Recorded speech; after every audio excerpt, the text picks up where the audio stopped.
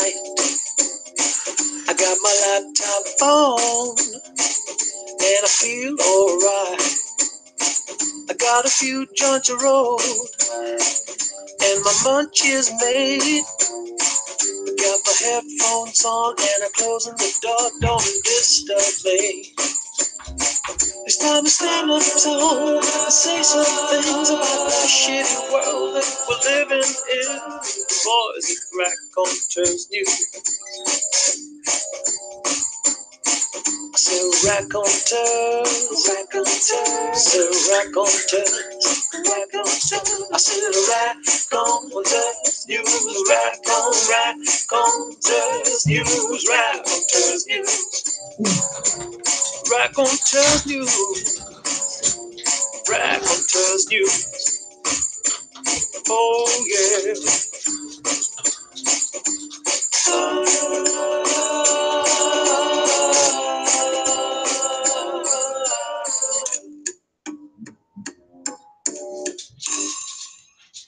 And good evening. Welcome to Raconteurs News Extra. It is not Tuesday night. It is Thursday night, but it's a bit weird. It's that weird in between Christmas and New Year thing. Good evening. I hope you've had a good Christmas. Thank you for putting your festivities on hold for a bit just to come over and see us. I bet you can't guess what I got for Christmas, can you? I do believe you're supposed to wear it like that though, so it makes your head look really big. But yes, I got this cap and this sock as well. There we go. One Christmas sock. So that's me sorted. I'm all warm on my head and on my foot as well. Anyway, I hope you've had a good Christmas, and I hope that you've survived it and you've survived all the relatives coming round and all the food and all the drink and all the alcohol and everything associated with Christmas. So it's been good. Ours has been okay. It's been quiet, but that's the way we like it. As you can see, my wife is currently colouring in.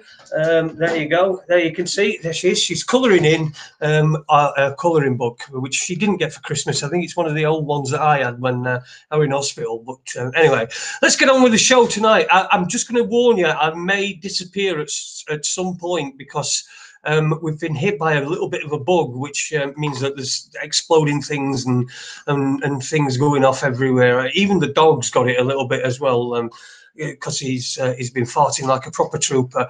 But anyway, let's get on with the show tonight. We're going to go as long as we can. Hopefully things are okay at the moment.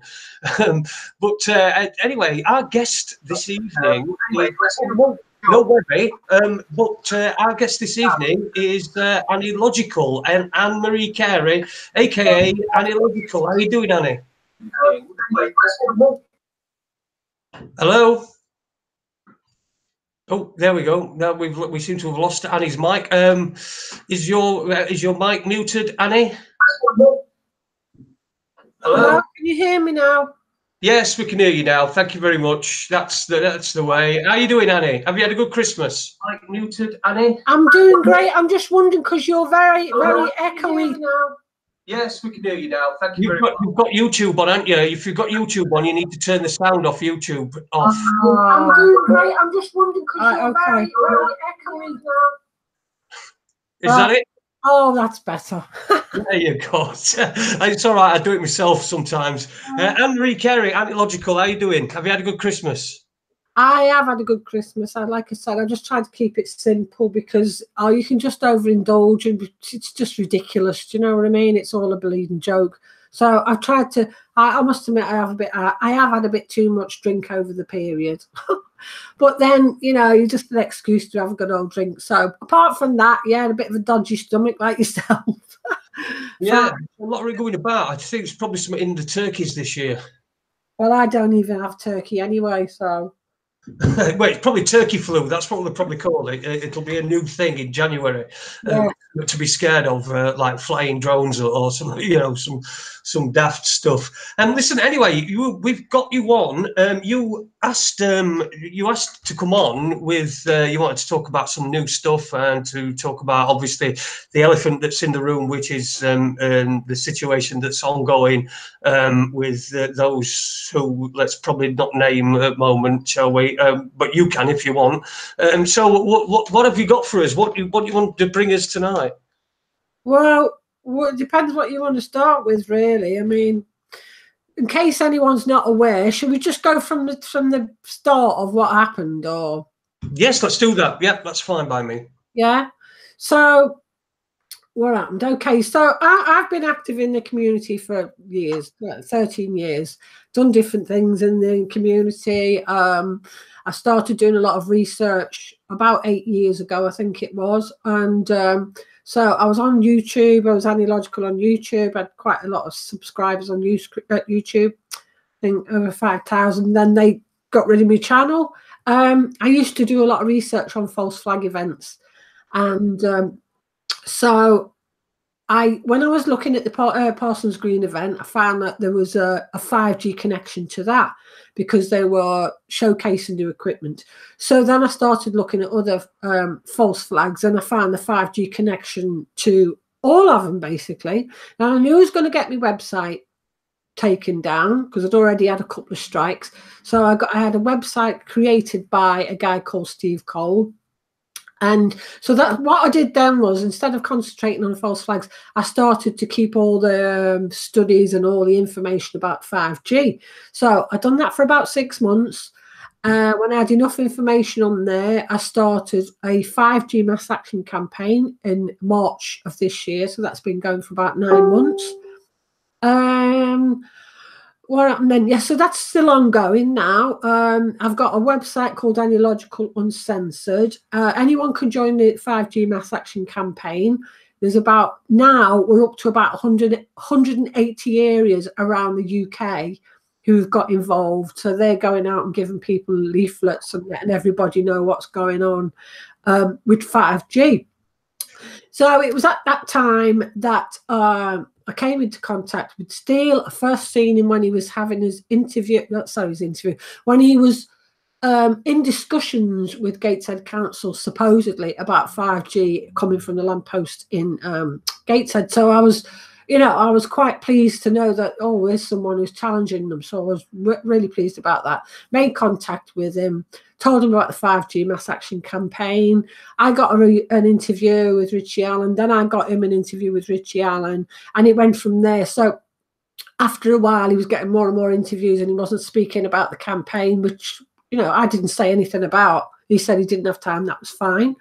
Then there was some discrepancies about the actual 5G and the lamppost in Gateshead, because I got what I believe to be experts on the phone, asked them what they thought. And this is people who've been involved in this electromagnetic radiation, and basically well-known people who have been fighting this on many different areas and many different groups for a long, long time. And I asked them about it, and they said that they'd spoke to him and he was very abusive on the phone. He said that they told him that the equipment wasn't sufficient that he was using. He told them to talk a load of shit, even though the guy actually creates and produces the equipment that's needed to test not 5G but electromagnetic radiation. So that was a bit odd to me. I thought, well, why would you do that? And then it all went pear-shaped after that, because after that there was a lot of abuse going on, and name calling and all that. But basically, because I was saying that what I'd done is I'd got someone from the area in Gateshead to meet up with these experts, and they tested for this 5G technology, and it wasn't actually there. There was no 5G technology there.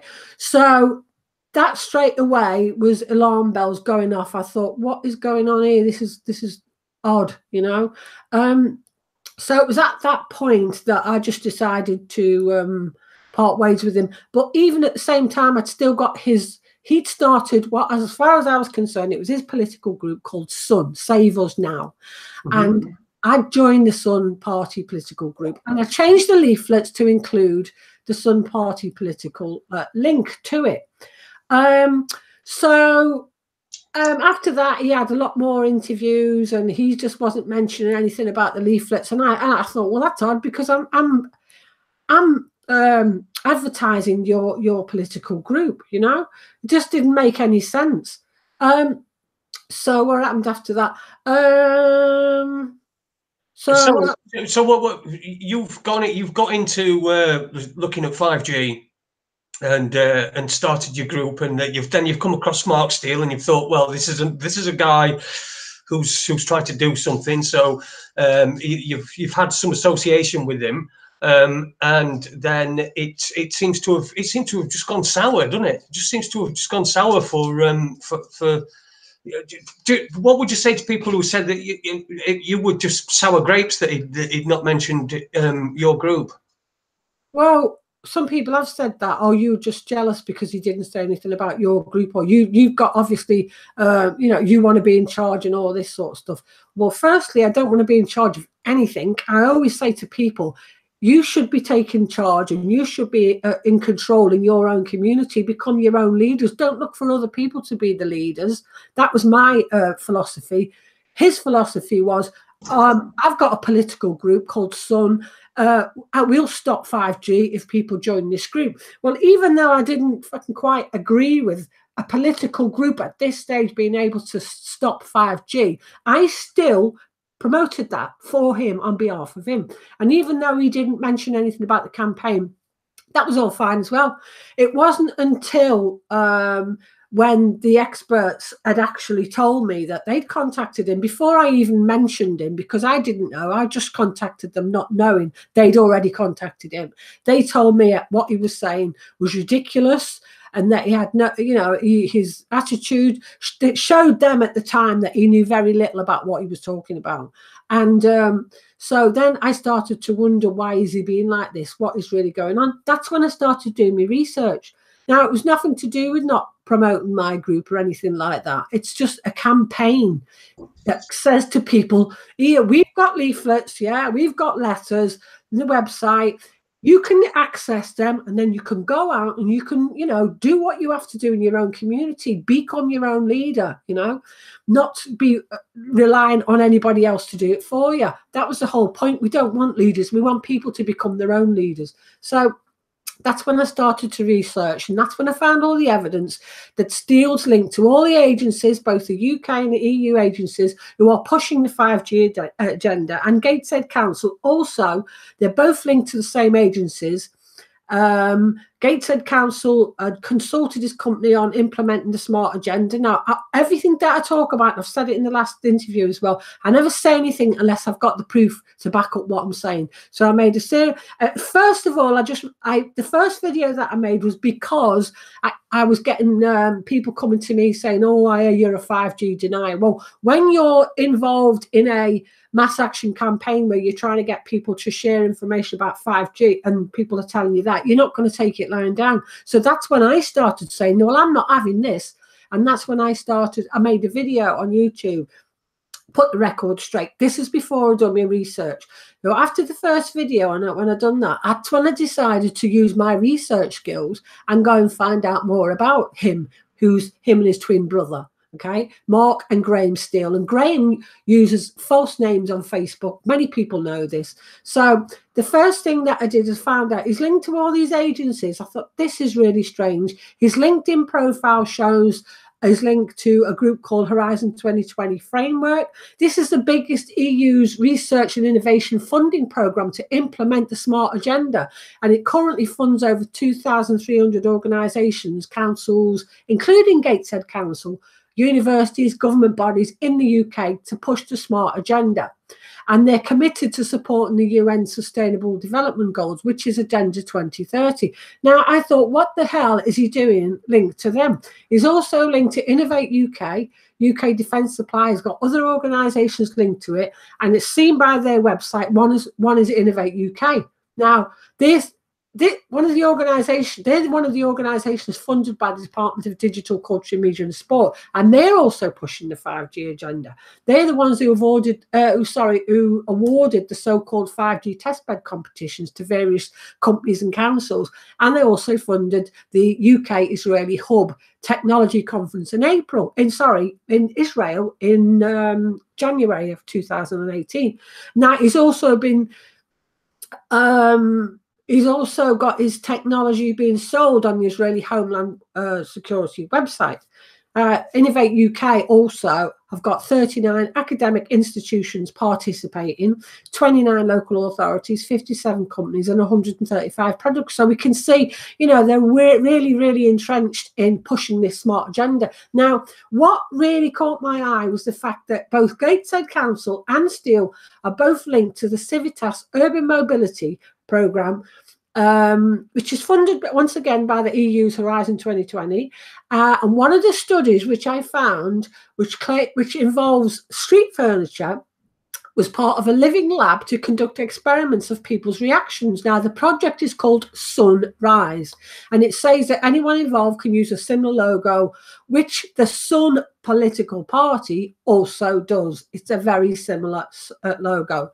I just suggest that anyone wants to go and see the proof of that, go and check out my videos, Logical Annie on YouTube. So this initiative called the Sunrise Project was a collaboration between the council, local and cross-border partners, trialling living labs in the context of physical interventions, integrating research and implementation processes through co-creation experiments and evaluations, which has a specific pilot to develop a campaign around the implementation of the co-created solutions that help with simultaneous applications, disseminations, and showcase, which will be organised using street trial events, which involve street furniture and the use of street kit, to test the solutions adopted and further proof.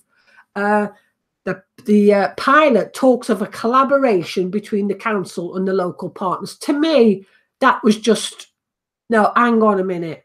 This is, so basically, you've got Gateshead Council who are involved in this, and he's advertising it on his LinkedIn page, and they've got one of their projects that involves the very same thing that he's doing. Far too much of a coincidence for my liking. Is this all very variable?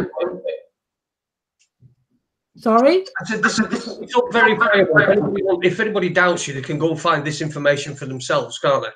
Well, the thing is, I have got all the links to everything that I'm talking about, and I've made the videos on YouTube. I've made sure to include every single link that I talk about, so people can go and check this stuff out for themselves.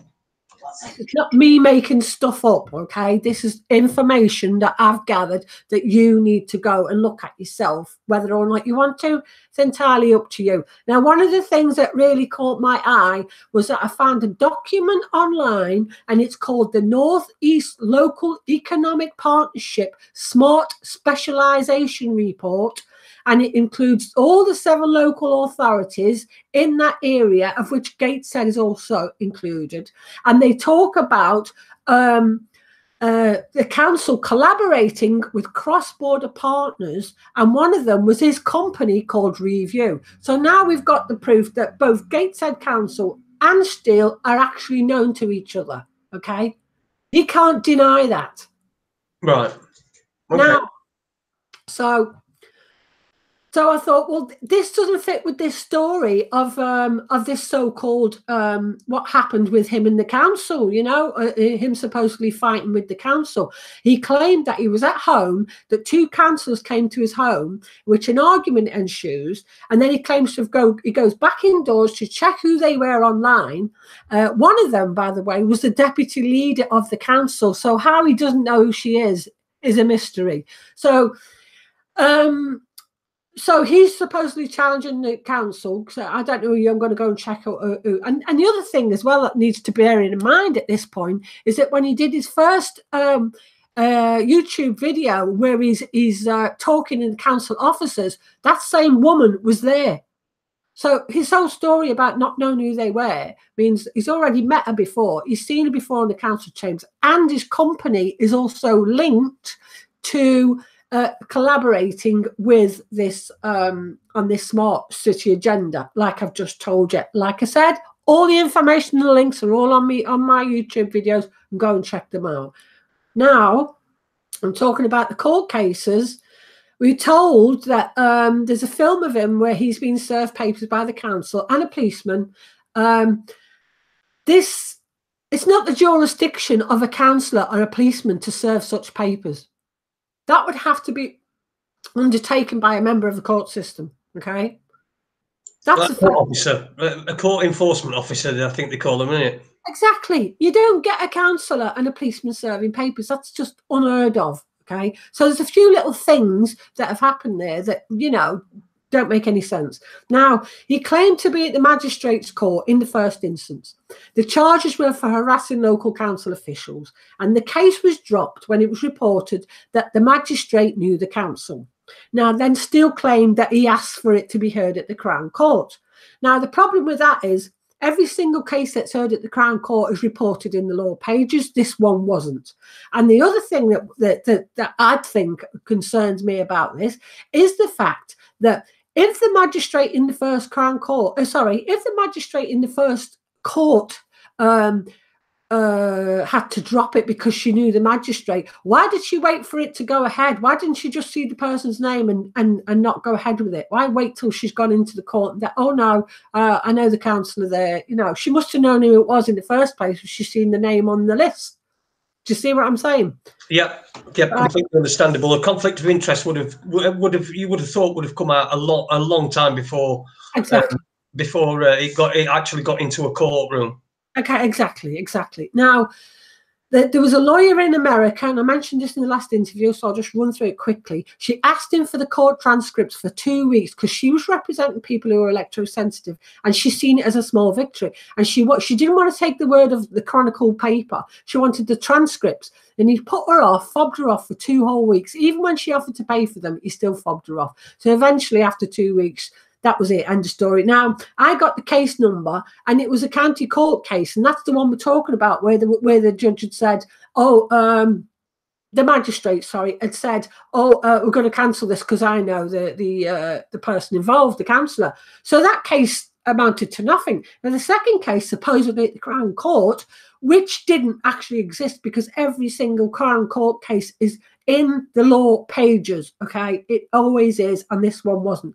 And also, then I found out that the Judge Nolan, who Steele's got nothing but praise for, and Judge Nolan's got nothing but praise for him as well, yeah, is also an advocacy trainer. In other words, he presided over cases that were not real. This is a judge who proclaimed him as an expert and that everybody should listen to him and that Gateshead should come out into the open. So this person seems to be playing into this whole. And I'll tell you something else. The EU Horizon 2020 framework, which he and Gateshead Council are being funded by, has also got the Home Office on the payroll, Gateshead Council, thousands of other government agencies and institutions, including Newcastle County Council, all pushing the smart agenda. So now it starts to look a little bit, you know, what is really going on here. So I mentioned this, all these facts too, and some of his supporters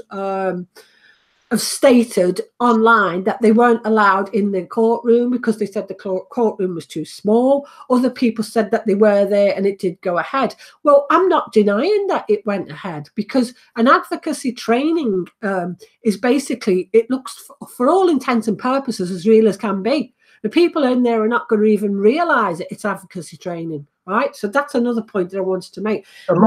So you're suggesting a mock trial? A mock trial took place? Yeah. Absolutely, yes. Now, the reports of the case were in the online Chronicle. They were not in a physical newspaper. In fact, that article has got no date on its page, and it's been questioned on by others who've said, why isn't there a date on the page? It was an online edition of the paper, but it wasn't. You could not get that physical paper, because I know people who tried and they said it's not available. So it's an online edition. Yeah. Now, obviously, the Chronicle's owned by, you know, the same group of newspapers who are part of all this agenda. So you don't believe the media. The media's shit. We all know that, right?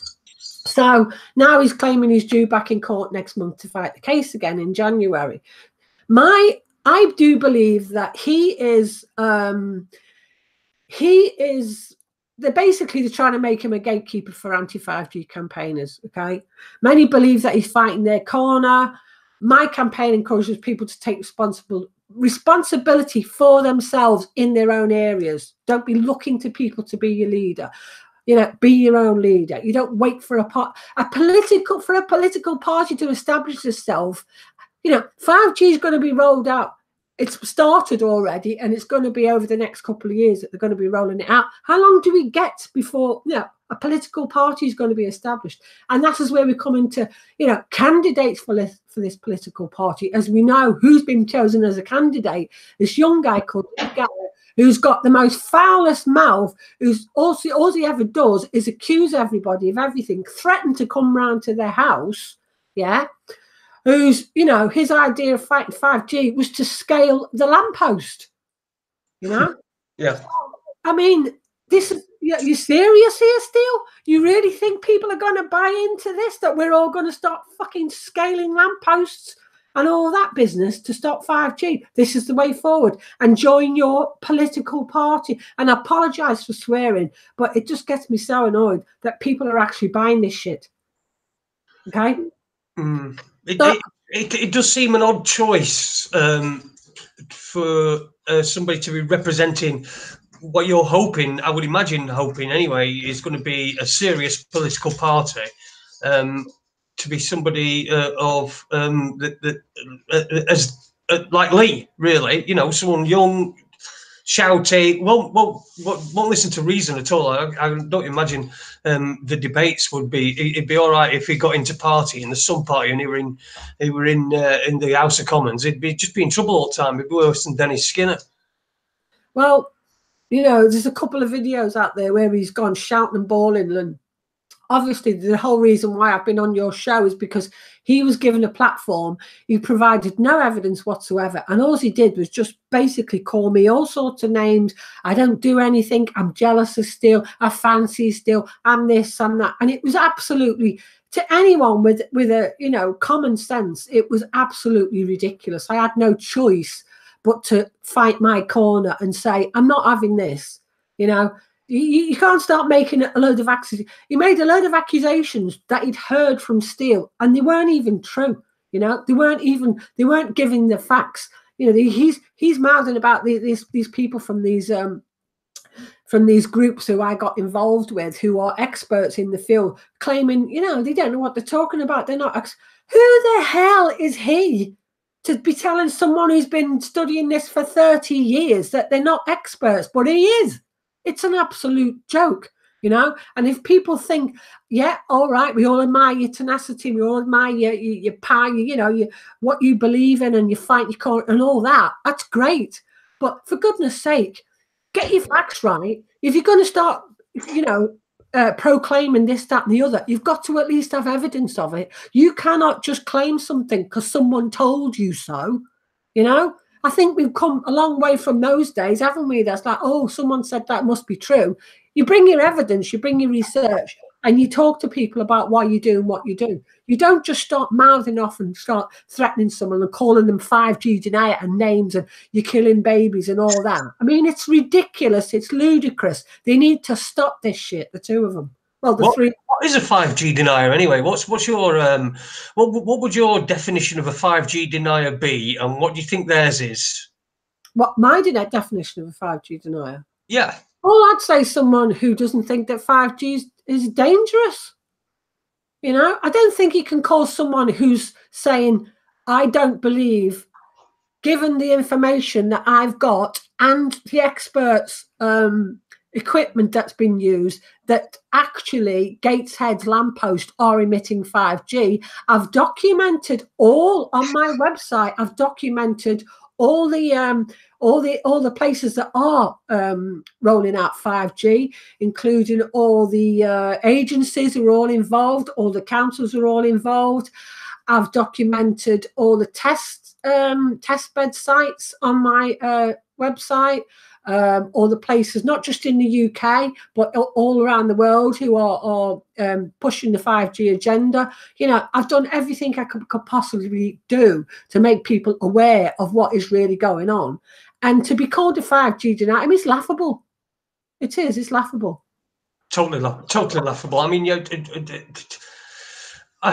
well, as people know, I've been on the end of this. I had Garrett and Steele on before the first show that we had you on, and on the Saturday, in fact, I put Andy. Andy were on Skype, and he was listening in, and he really just couldn't believe the amount of threats that were coming. First it was Garrett, and then he told me that he had to, that he said something to me about Mark can't say anything because it's this gagging order or whatever, and then Steele gets on phone to me, and they're shouting and bawling at me, telling me they're going to come to my house, they're going to citizens arrest me. I've got a recording of part of the conversation that I had with Lee Garrett, which happened last week, this last week or so, when he started calling me a disgrace and all this. And again, it's another thing. I wasn't even in, as far as I were concerned, I'd given them a platform and I'd given you a platform, and that was it. You know, there was no need for me to be involved anymore. And then he decides that he's going to involve me. So unfortunately, I'm not just going to sit back and just take it, particularly from somebody who's vitriol. Oh, he just spits, doesn't he? Yeah, you know, and when I heard what he'd been saying on Facebook, it was quite sickening, really. I mean, a lot of people were actually very sickened by someone like yourself who's been through a lot. You know, you've had whatever has happened to you, you've lost one of your legs, and they're taking the piss saying, oh, well, I've got 2 legs and you haven't. What sort of mentality is this that's going to save us from 5G, folks? You know, these people, they can't even save themselves from the shit that comes out their own mouths, you know? I mean, it's a bloody joke, and it's a disgrace as well. And I think the pair of them should be ashamed of themselves, you know, the way they attack everyone. It doesn't matter whether you're a disabled person, whether you're a woman. I've had Lee Garrett, oh, I'm coming to your house, I know where you live, I know all about you, and all that, if you don't debate with me. Why would I want to debate with an idiot? What would be the point of me getting it? I tried once to debate with Steele, and it turned into a farce, let me tell you. Okay, I tried my hardest to you know, let me have my say, then you have your say. Never worked like that at all. They'll just talk over you, they'll just call you names, rile you up, until in the end you just say, piss off. There's nothing more to say, you know. And that's what they do. And I noticed also that Steele, in one of his interviews that I listened to, I've only listened to a couple over the last few months, but I did listen to one about, I don't know, a month ago or something like that. And in this interview, he never ever mentions who's really behind this gender. He won't even acknowledge the Agenda 2030 or anything like that. In fact, he said, when they asked him who he thought who was behind the 5G, he stated the bankers.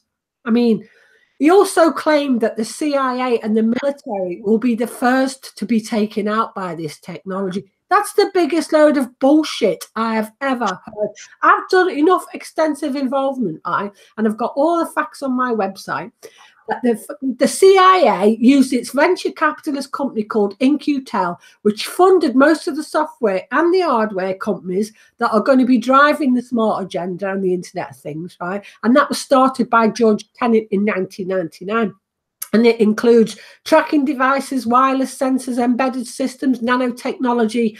Just, I mean, the list of companies that they've got, I've got them on my website. It's extensive, okay? So you're telling me they're going to take them out first when they've and I've shown the involvement of the Israelis who invented they had a company called Design Art, which is an Israeli company, which was acquired by Qualcomm in 2012.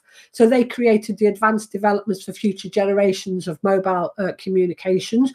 You've got the Canadian Pension Fund, which started in 1962, looks after the pension of 17 million people. It's funding the 5G and the smart agenda rollout in the UK, including the infrastructure and the testing and the equipment and the spectrum for 5G, right? He won't mention anything like that, ever. You've also got DARPA. DARPA hired 7 companies, spent more than £100 million to reinvent the radio frequency phased array antenna. 2014. So they got 7 defense companies and give them like 9 separate contracts to speed the development of these RF phased array antennas for communication, signals, intelligence, radar, and electronic warfare. just take a breath. And like I said, this EU's Horizon 2020, who's quite happy, quite happy to put it on his LinkedIn page. They're paying all these over 2,300 groups and companies and institutions and the Home Office and the police forces and the health agencies and the councils to push the smart agenda, right? And he's blatantly advertising it on his LinkedIn profile, trying to say he won an award. Well, they don't give awards as in a plaque or a fucking medal. They give awards of money for you to get involved. That's what they do, okay? Like I said to you before, if it looks like a duck, it swims like a duck, it quacks like a duck, it's a fucking duck.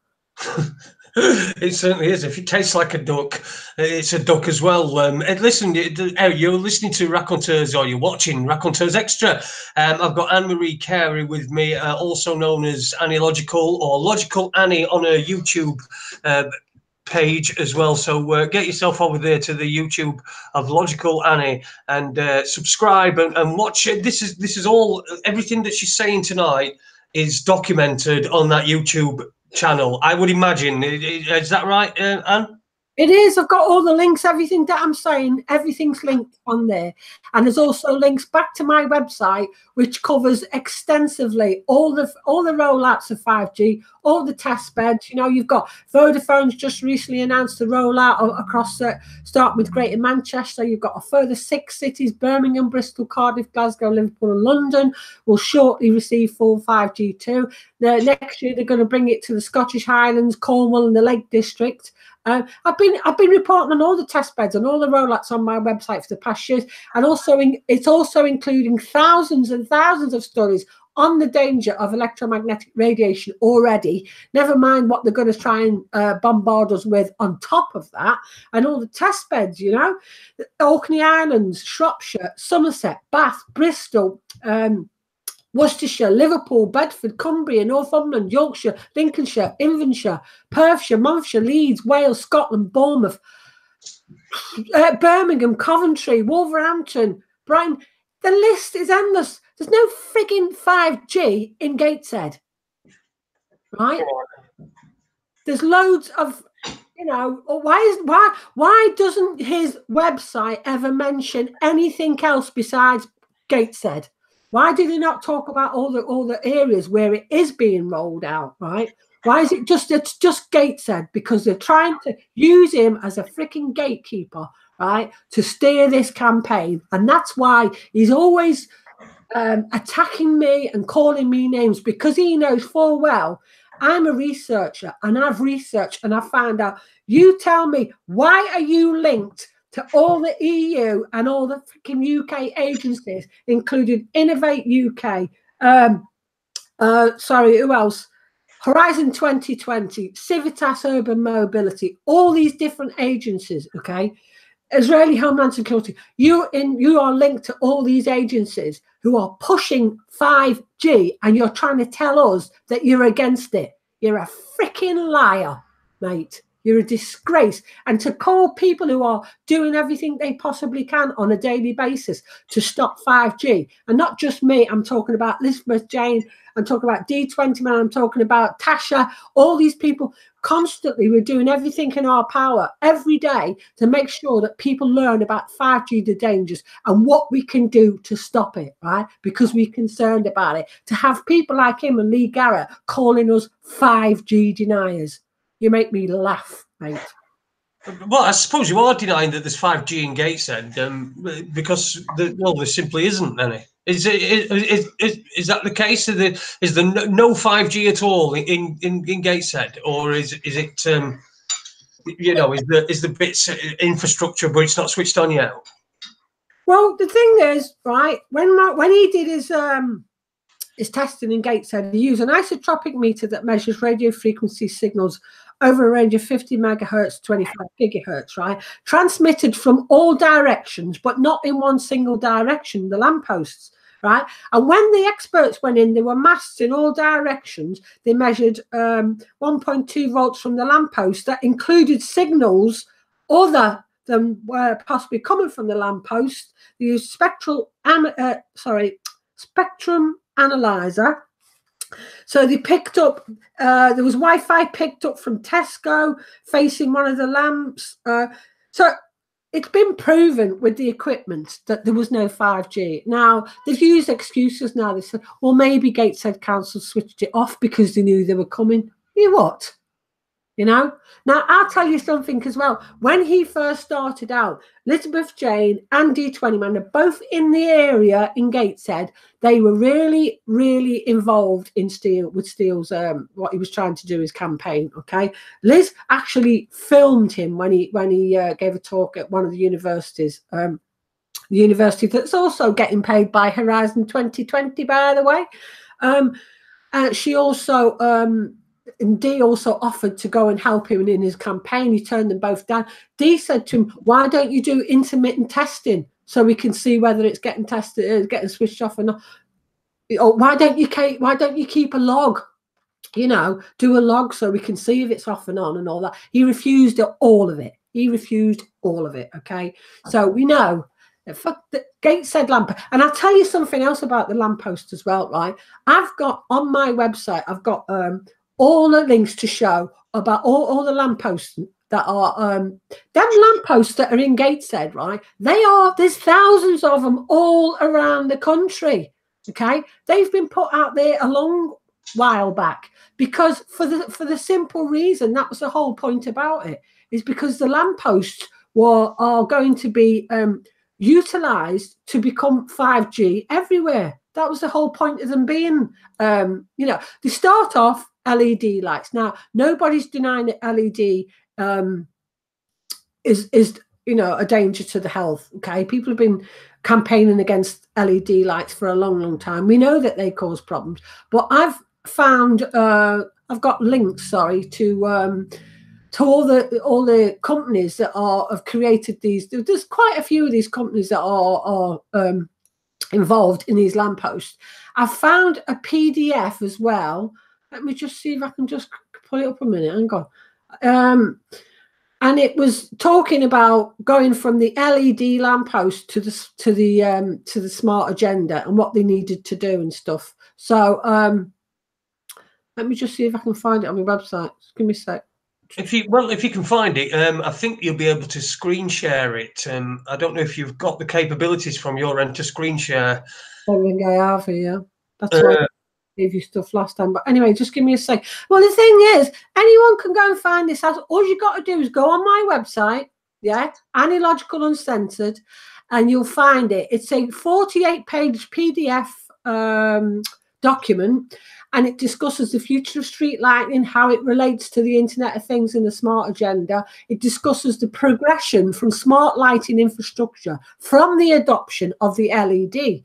Now, you know, it talks about the barriers. It talks about how the deployment of the smart street lighting infrastructure and the integration of the additional solutions, they call solutions, involves multiple vendors, numerous independent systems, and complex technical interactions. Okay, so they need to have multiple stakeholders involved for this to become. Now, you've only got to look at the pictures on my website of the lampposts that they show integrated into the 5G systems with all the different hardware vendors, software providers, connectivity service providers, lighting infrastructure providers, you know, all that is nothing. It looks nothing like the lampposts in Gateshead. Okay, the complexity, the additional multiple solutions to the smart lighting infrastructure it's overwhelmingly complex. You know, it's not just a bloody antenna on top of the lamppost. Now, they've already shown that for them to do that, they would have to they'd have to do it in such a way that they use like an incremental fashion. So they've got to start off with one thing and then add another and then add another. You know what I mean? Now, why? You know, we know the places that are testing to 5G, and we know that there's certain areas that have used the 5G. And at Arkiva, who's like I said about the Canadian Pension Fund, who've got more involvement in this than anyone. Well, I wouldn't say than anyone, but they're putting a lot of the money into it. I know that when they've started doing all. They've also been involved in the Ofcom's testing. I think they use 28 gigahertz anyway, but they've got like a contract for loads of lampposts, not just in Gate 7. I mean, I've got them outside my house here. The same bloody lampposts are outside my house here, right? And the guy came and he was going to put a lamppost outside. This is about 3 years ago, before I was even involved in 5G. And I thought, well, you're not sticking a freaking LED lamppost right outside my bedroom window, mate. So I went out and I said to him, you know, and I had a word with him, and he said, you're not putting it out there. So he moved it further down the street. But the point is, they've put all these same. I could take a picture. It's the same lamppost, right? So you know, if Gates said lampposts are causing all these health problems, right? And here's the other thing as well that we need to realise, right? He's claiming that, you know, it's causing all these excess of cancers and all these health things, right? I've looked at I've been through all the statistics. I've been through national statistics UK. I've been through Public Health England UK. There is no proof whatsoever of what he's claiming. Right. So what? It's definitely not the lamppost that's causing all the nosebleeds and dead babies. Well, What you've got to realise is that the technology that we've got now, okay, the electromagnetic radiation that what we're already being subjected to has already been shown to cause everything that he's already talking about. It causes miscarriages, it causes nosebleeds, it causes cancers, you know, all of these things. This is what nobody's denying that this technology that we've already got is responsible for a whole heap of health problems for people all across the board, you know what I mean? And that goes all around the country, right? Nobody's denying that. Nobody's making fun of that fact, because we already know that, and people have been fighting against that for a very long time, so, you know, I can understand when people get you know, very emotional about it, as if you're making fun, but you're not making fun of anything like that, because it's not funny, okay? The fact is that we've been bombarded with this technology, and it's caused us many health problems, and that includes miscarriages, it includes, like, you know, Alzheimer's, and it includes like problems with mental health problems. So much. I mean, it's all there. Anyone denying it now would be mental, because you must be fucking stupid if you don't even understand that by now. My website is full of all this information showing all the health problems and everything, right? No one's denying it. That's what we're trying to fight against. We're trying to say we've already got all these health problems. We don't want any more. Okay, we don't need to be told, oh, never mind about all that. Here, have a load more. Only more stronger and even worse. Exactly, you know. Listen, I know people have health problems. I weren't making fun. What I was making fun of was the hysterical nature of the way that it was put to me, and that I was told that I'd be, you know, if I could for giving you a platform, that I'd be responsible for all these things, and I'd have blood on my hands. So I wasn't. I know that these problems occur, and probably are linked to wireless and 4G, 5G. It's just going to get worse and worse, isn't it? It is going to get worse, and I wasn't directing that at you, saying that you were making fun, because you're obviously, you know.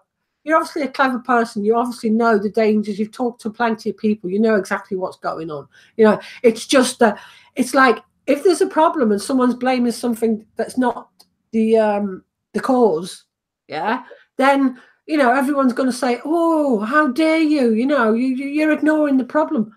We're not ignoring the problem. That's the whole point.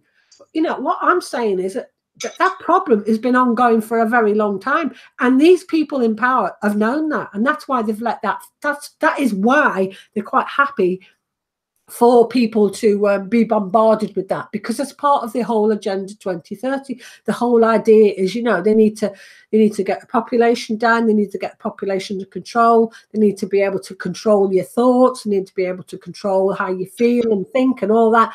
And this is part of it. And also another part of it is going to make as many people sick as they can, because they want to, you know, they're making no bones about the fact that they think there's too many of us, and you know the only way they can control it is to get rid of some of us, you know, or you know get us down to a significant amount of people that they can then control. And if you don't like it, you're terminated. Simple as that.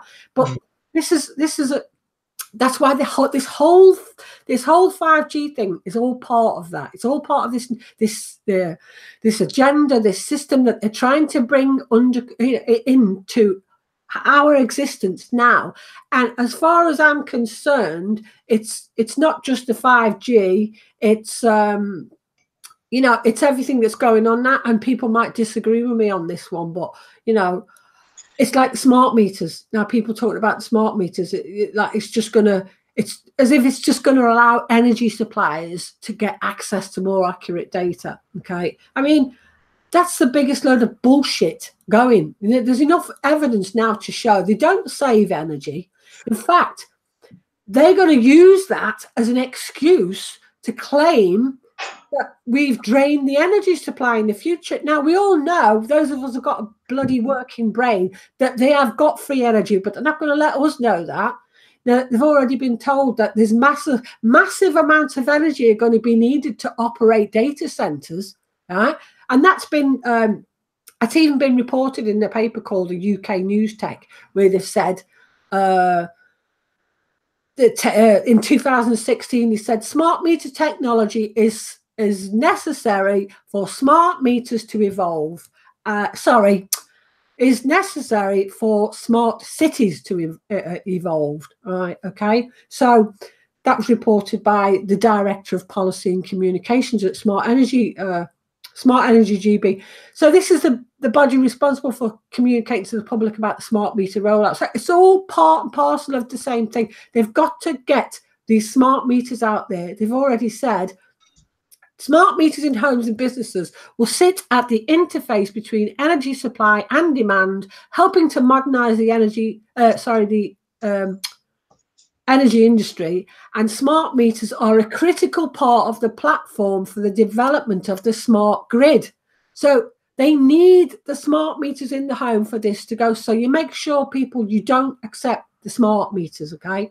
No matter what they say, they're not freaking compulsory. You refuse them. They've already, because numerous studies have shown that wireless signals from the smart meters are carcinogenic, and they've got similar radio frequency signals that have been reported to affect our health in loads of studies. I mean, I've got loads of them on my website, including damage to fertility, fetal development, brain development, and cell death. So we don't want the smart meters, you know. We're trying to stop people from taking this stuff on as if it's safe and all that when it's not.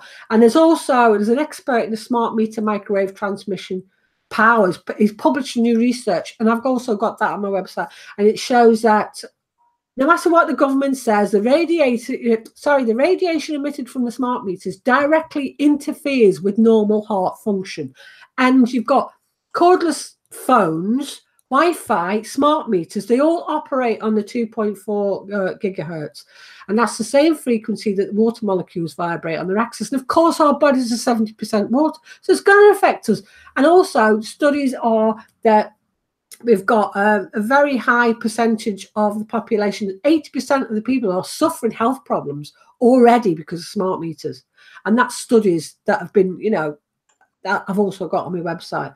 And they produce 140 to 800 times more radiation than a mobile phone, and they're on constantly.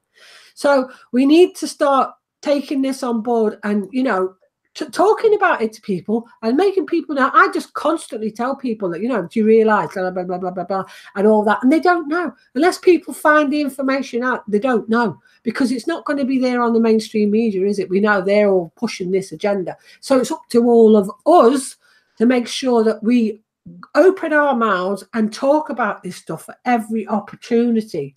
There's smart meters, the safety's been brought into question as well. They've been known to explode and catch fire. You've got what is it? Hang on. You've got I forgot what I was going to say. Oh yeah, there's another study out of the Amsterdam University of Applied Scientists. They've identified serious problems with them. They did not. They overcharge people as well, and the UK's the problem in the UK is that the electricity and gas meters are usually indoors, right? You know, like with the Americans, they usually have them outdoors. We've got them indoors, so you know we are going to have far more serious risks from fires and stuff like that. So it's important to realise that don't be accepting the bloody smart meters, people. The propaganda's amazing, though, isn't it? I mean, the amount of you know, you save yourself money, get a smart meter. It's all over, bombarded all over the TV. You know, you get a smart meter, and you see things as well on social media where there's stories that if you don't get a smart meter, it's going to cost you £119 if you refuse a smart meter. And, you know, all this should be ringing alarm bells for everybody. I know it has for my dad. My dad's completely he's not into any of this stuff at all. But where he said, I was talking to him, and he said, "I'm not having a smart meter. It's free. They want to get you for free. What? It's obviously not going to be very good." Well, they claim that the estimated cost of rolling smart meters out has gone from 11 billion to near 20 billion, right? That would wipe out any of the savings that anyone's supposedly going to make, obviously.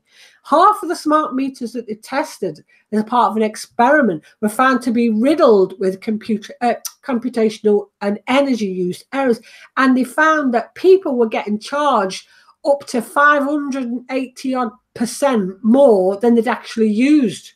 So, I mean, if you think about it, you know, if the 9 billion cost is passed on in full, that's going to add about 300 quid to everyone's bill. Mm-hmm. So you're not going to be saving anything, you know. All they're going to do is they're going to have the ability to be able to turn your meter off and on remotely, you know. This is is what I think. Right? Be able to ration it. Yes, that's exactly. I think the whole point about it is because at some point they're going to be having, it's a monitoring device.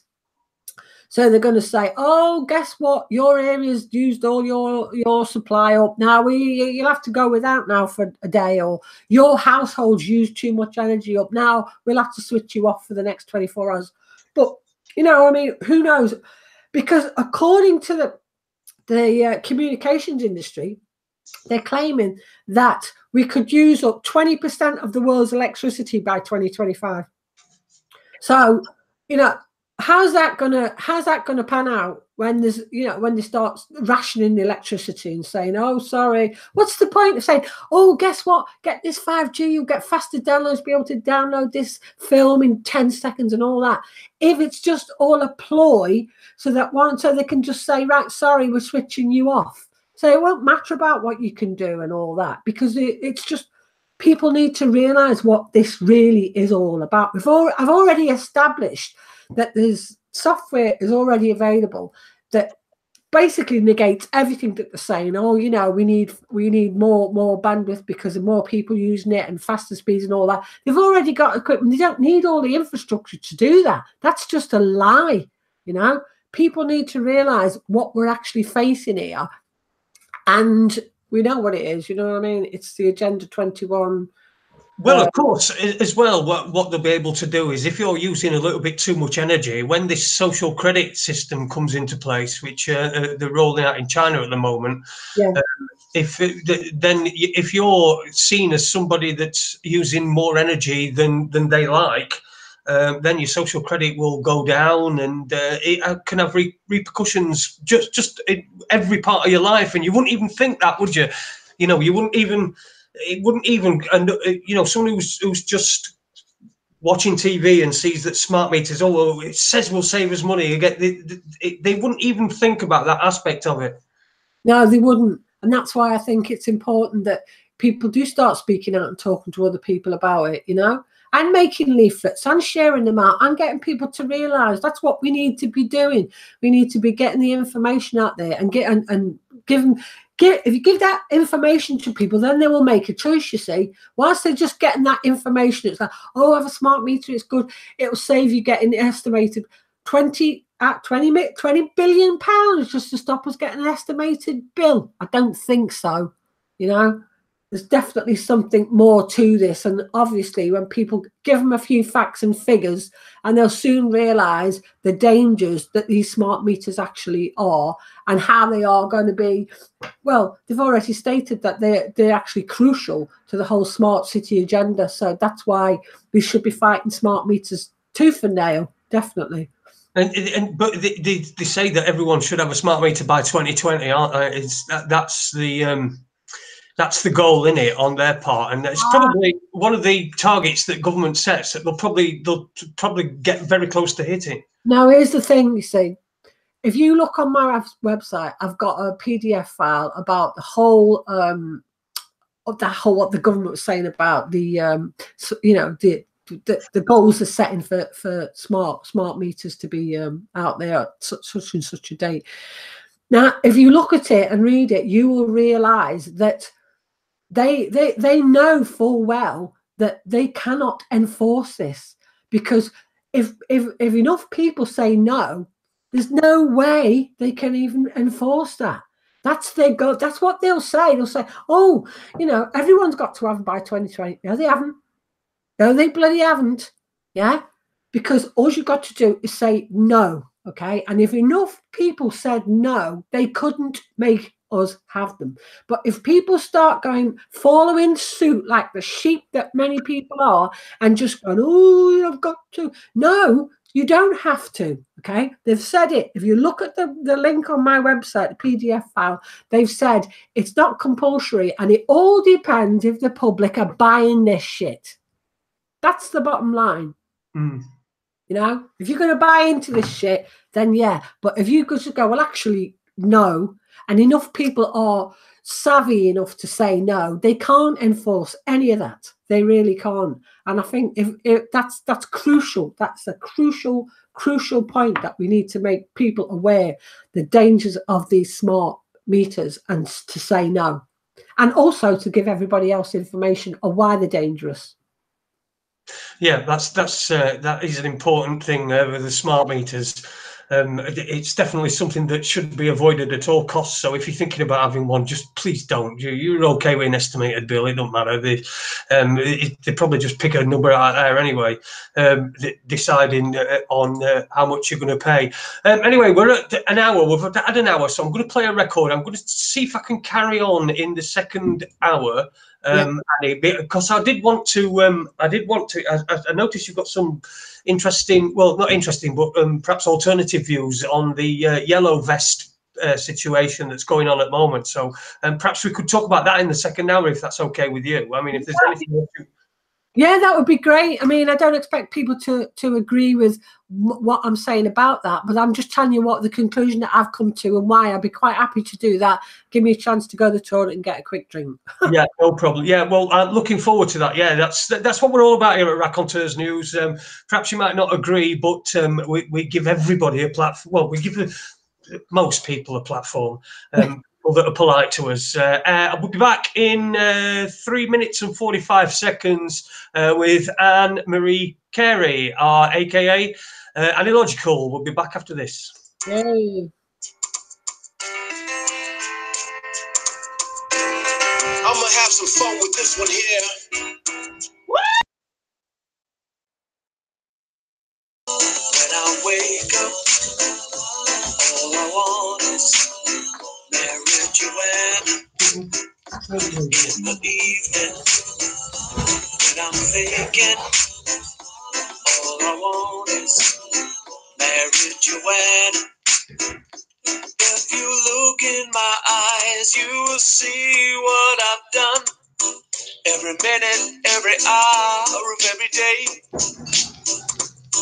But life is like a smoke. In the end, I'm gonna choke. So all I do is live my life from day to day. Oh my God, you know you better watch yourself because I know you're waiting on that one. Cause I'm telling you, constant.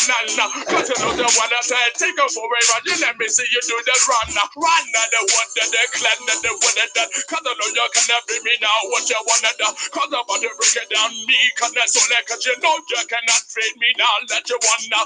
You better back it down now because I'm telling you. Rock bar, gun bar, cause I cannot wonder. Because you know you like the way I put that bigger. Cause I'm telling all you fools what I put that. And in the mercy. Now what you wanna do and in the mercy. Now what you wanna do and in the mercy. Now what you wanna do and in the mercy. If you look in my eyes, you will see what I've done. Every minute, every hour of every day. But life is like a smoke. In the end, I'm gonna choke. So all I do is live my life from day to day. You got to lick it, stick it, bend it, crease it, stack it, burn it, pack it, roll it, poke it, roach it, smoke it, then you pass it to me. You got to lick it, stick it, bend it, crease it, stack it, burn it, pack it, roll it, poke it, roach it, smoke it, then you pass it to me. Come on, baby girl, let's get it going on. I'ma hit the highway and do it my way. It ain't no game, girl, so I don't play games. I keep it up straight, right up in your face. So make your mind up, cause life is too short. I got the best on, boy, put your belt on. Stop acting all cool like Kanye West, boy. You be riding through the wire and the camera get on fire. You don't want that, no, I don't want that, no. This goes up to pimps and chicks, so slow. Hit the backseat when you're doing the licking, kissing, squeezing. Do the damn thing, man. You got to lick it, stick it, bend it, press it, stack it, burn it, back it, roll it, roll it, such it, smoke it, rent your ass it to me.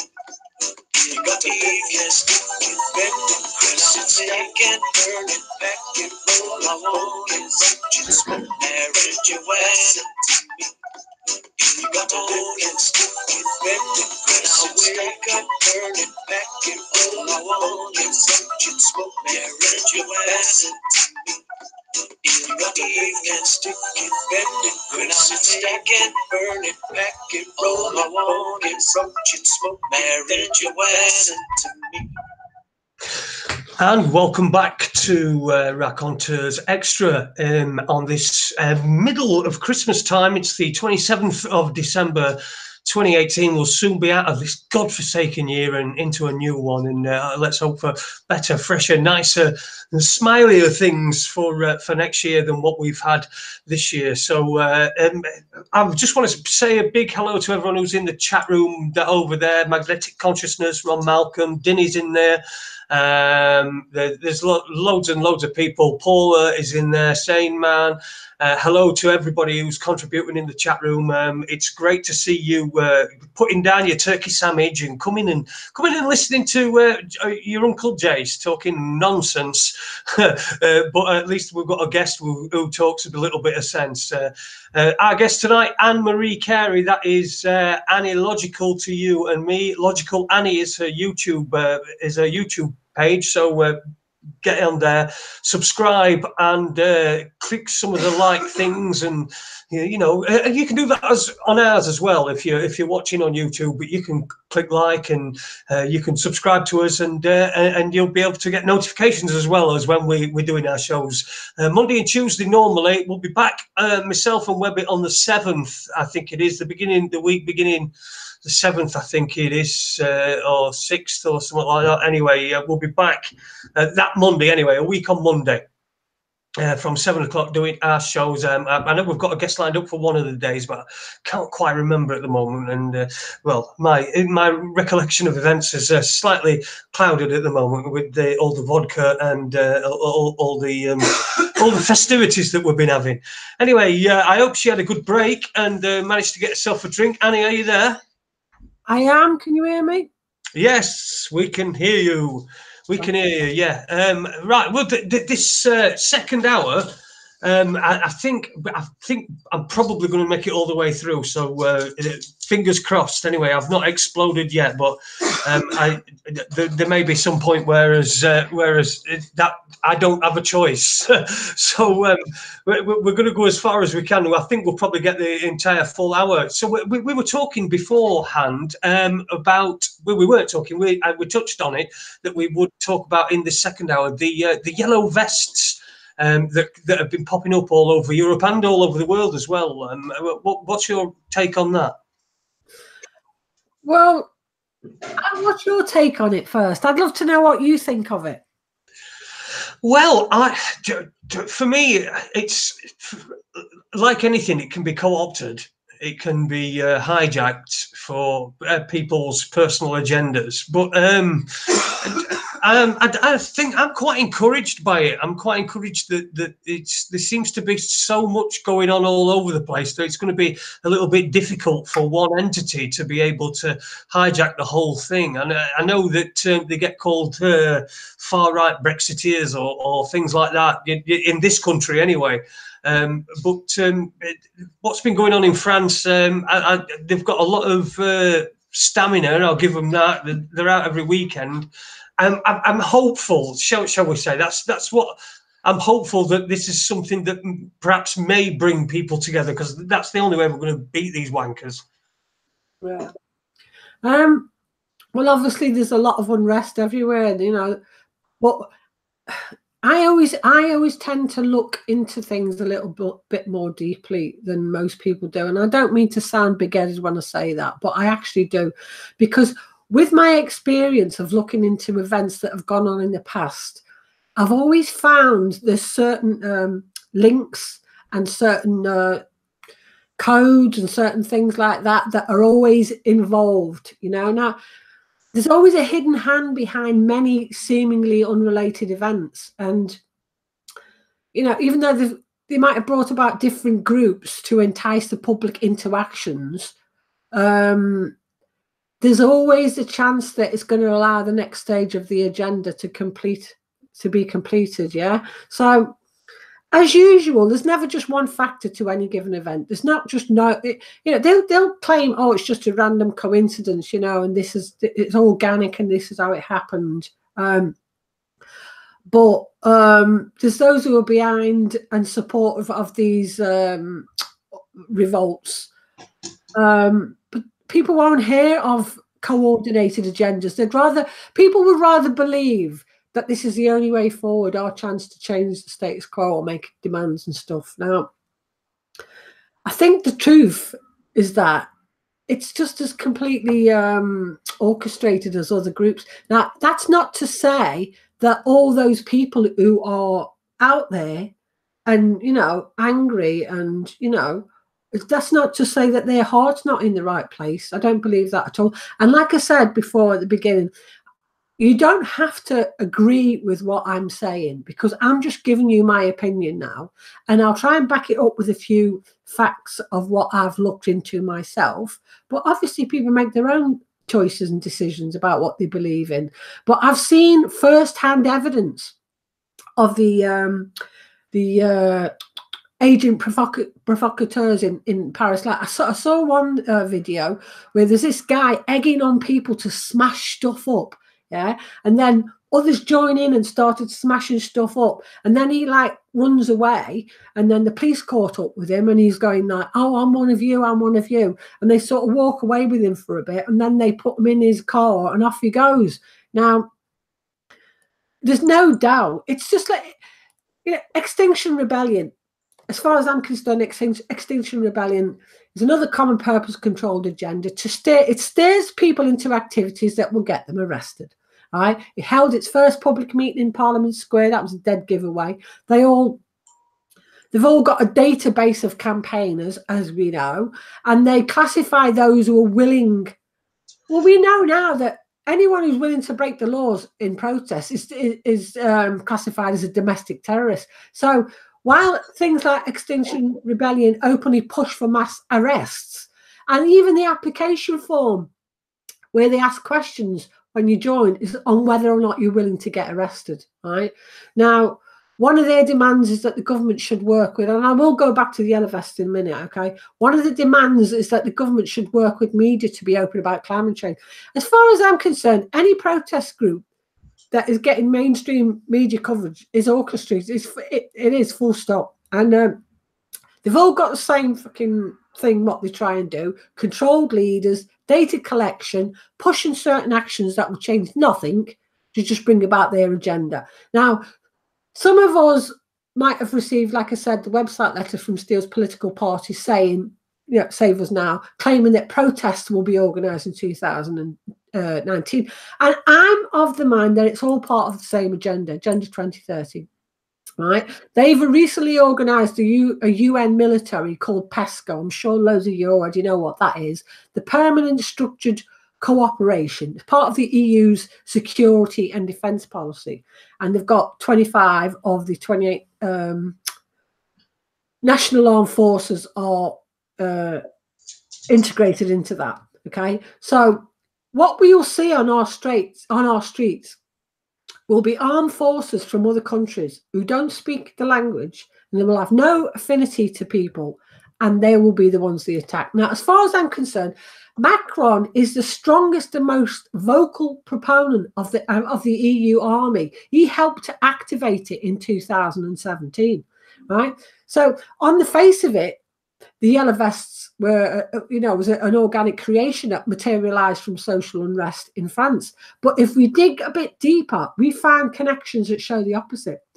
On October the 10th, a 33-year-old man called Eric Drouet, or D-R-O-U-E-T. I'm crap at French, I'll let you know that now, right? And his friend called for the blockade of the roads on a Facebook event page and the wearing of the yellow jacket for that date, November the 17th. Both men were from an area called Saint-Et-Maine. Now, another woman from the same area, also aged 33, called Priscilla Ludowski, started an online petition in May, and that petition was then added to their Facebook event page. Now, I know a lot of people don't go back, don't take much notice to the numbers, but many of us know that these groups, these secret societies, whatever you want to call them, they've always had their little, little number things going on where, they like to let each other know what's going on. The fact that they're both 33, to some people it might not be significant, but it is to a lot of others, because I think it's important to point out that there's a common denominator in all of these events, and that is transport and roads. Right now, I pointed out in the past when I was discussing what I thought Mark Steele was doing with his Sun Party, that the link shows that him and Gateshead Council were linked to the Urban Mobility Programme. Okay, Civitas Urban Mobility Programme. That's the EU's project for smarter cities, funded by the Horizon 2020 framework. Horizon 2020 framework is committed to supporting the UN's sustainable goals, which is basically Agenda 2030. Okay.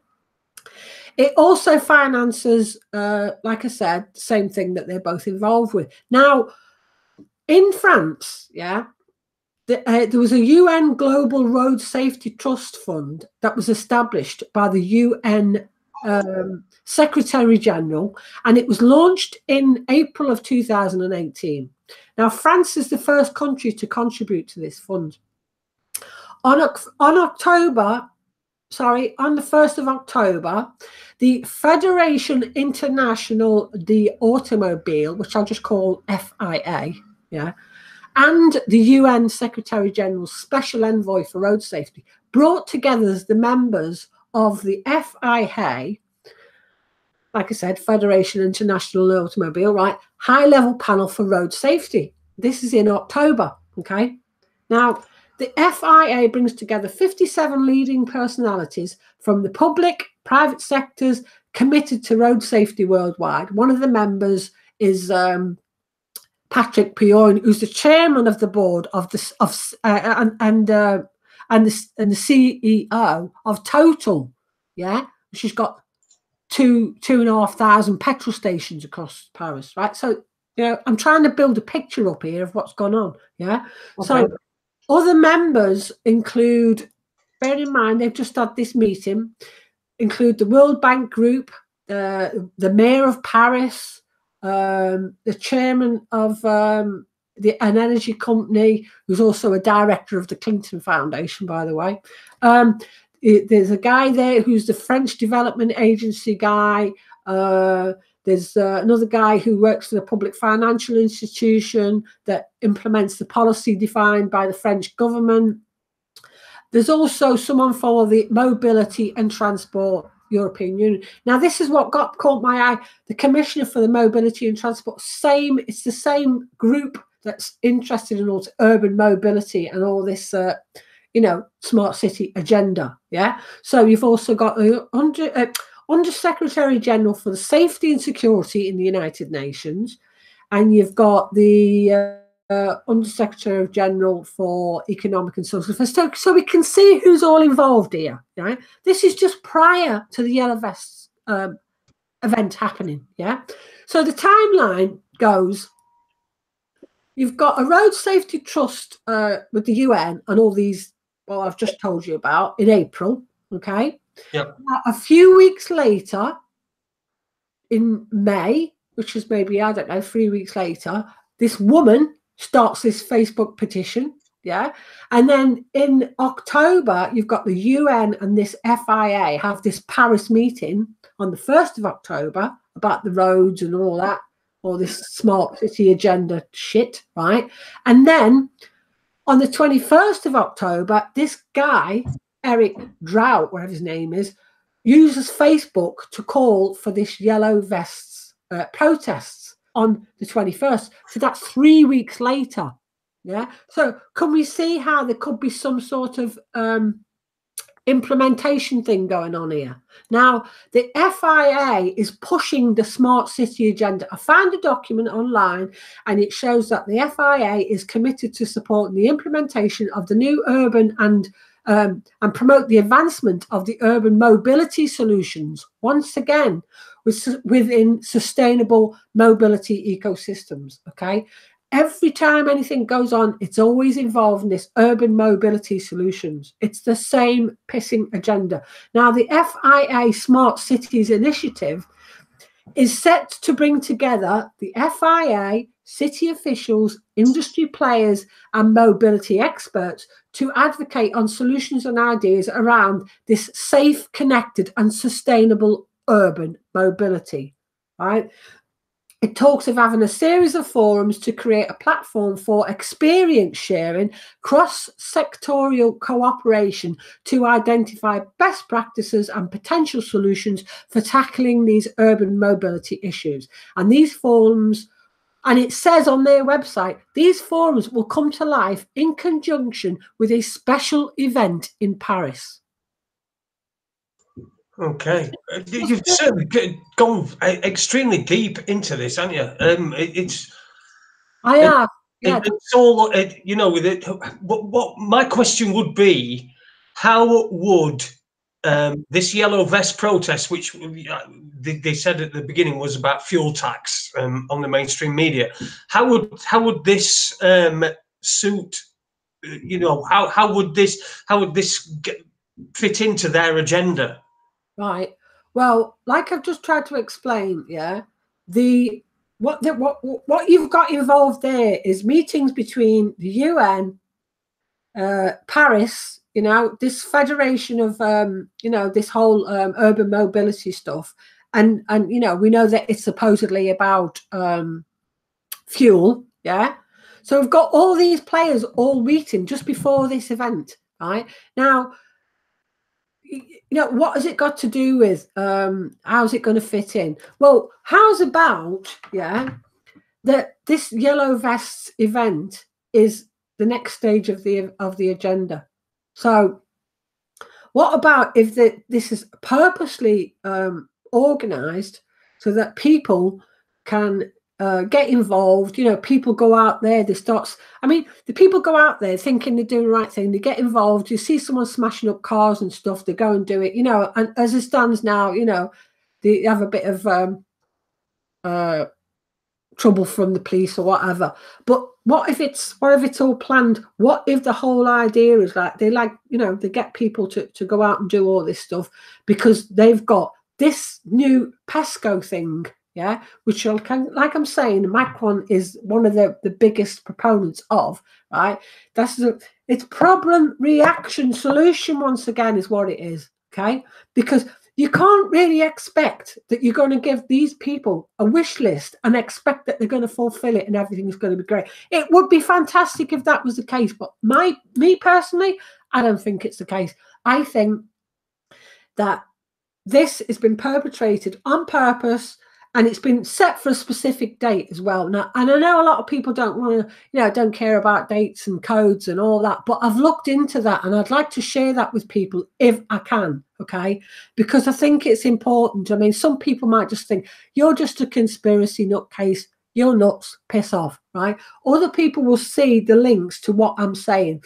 And I'm telling you now, I've looked at many, many events over the years. Okay, and I've looked at the Boston bomb, how they always have a dual event.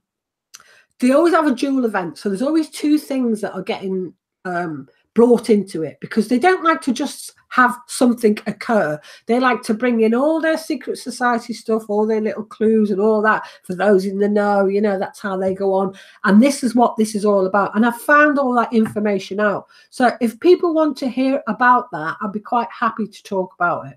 Yeah, of course, absolutely. Let's. We've just got just over half an hour left, so the floor is yours. Right. Well, let me just say. Oh, sorry, I'm just getting a quick drink. So, like I said, they always use historical events and customs, and people might not want to hear this and might think this is an organic fight from the people. Now, here's the thing, yeah, it really, really could be. We do not have to go down the road that they're pushing us in. We could turn this shit around. We really could. We've got enough people who are now aware and willing to do something about it. Instead of doing the thing that they want us to do, as about we do something different. That's what I'm saying, okay? But I'll talk about that at the end if I can. So, as far as the historical events and customs go, I know this part just goes over a lot of people's heads, but if you don't believe that they are actually into their numbers and their codes and all that, go and have a look at the YouTube video by Christine Lagarde, who was the managing director of the International Monetary Fund.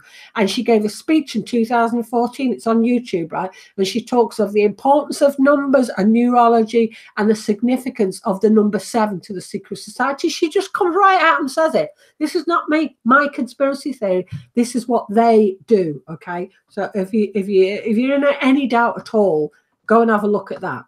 Now, the Yellow Vest is no exception to this, and I'd hope, like I said, to bring about this stuff that I've looked at and looking into. So, right. So, anyway, the Paris. Right. First of all, I'll say I have shown in other research videos, and people might have, who are looking at this, have probably maybe a couple or a few, might have seen what I've done before and know that they do link up. So it's like when the Boston bomb happened, the date was significant to both the Zionists, the secret societies, and the Jesuits, because it was the anniversary of the Revere, and it was also Herzl was the founder of Zionism's anniversary as well. And the Paris attacks and the dates were also very significant and linked to the Jesuits. And don't forget, and other secret societies, Paris has got a special significance for these groups. So, I mean, I've got that on my website, so people want to go and look at that. So, okay, the date of the planned event was the 17th of November, and the second planned date was the 24th of November. Now, both these dates are significant to Paris. This is why I don't believe that it is organic, okay? Paris is integral to what's called the Chabad. Now, that's the online, the Chabad reports all the correlated evidence to certain events and numbers in history and all that sort of stuff. So if things start corresponding to the Chabad, that's when I start to take notice. So on that date, on the 17th of November, the Chabad commemorates the birth and the death of a very prestigious rabbi of 191 years ago. So we've got the 911 in there, 191, right? And he was known for writing that people should wear illuminated garments to signify the Torah on that very day. Yeah. Wow. Yeah. Now, it was also 191 years. We've got the, 9/11 again, to the very day of the 1827 general election that was organised in Paris for the third legislature of the Second Restoration. Then that was part of the elections were held on the 17th and the 24th of November. So we're talking about significant dates for Paris and a link to. I mean, what's the odds that that's the date that's going to be shared where this rabbi talks about wearing illuminated garments? We have to realize, people, this is all part of their agenda. Now, on their Facebook page, which was reported to have been set up for the second protest on the 24th, like I said, one election was on the 17th, one was on the 24th. This person claims to have 36,000 people going and 209,000 interested. Once again, we've got the 9/11. Yeah. Now, the mathematical disciplines were invented by the Pythagoreans. Geometry and diagrams were a way for them to convey technical language of the architects to convey their ideas to each other. So symbols were used to disclose their intentions to the wise, not to declare or conceal, but to signify. Okay. Primitive philosophy via these hieroglyphics was known to the Egyptian priests, which is the basis of modern philosophy of Pythagoras and Plato. Now, the prehistoric era of Freemasonry connects it with Paris, which exhibits itself as a symbolic expression and allegories. Paris was known by historians as Para-Isis, and it is known for its sacred sites. And according to the online Kabbalah, the numerical number for Israel is 541. Okay. The number of weeks between when the yellow jackets were first introduced, which was on the 1st of July in 2008, to the first riots reported on the 17th was 541 weeks. Now, what I'm saying is these yellow jackets were introduced. I've also done a link on my website. People can go and have a look exactly how that introduction came about, how it involves the UN, how it involves the government and all that, right? It's no coincidence that it's the number of Israel is 541 and the number of weeks since they introduced the jacket is 541. The Paris Meridian is known to align to ancient structures, right? Isis was worshipped at the cathedral at St. Denis. It was also the first banking elite and the home of the Jesuits.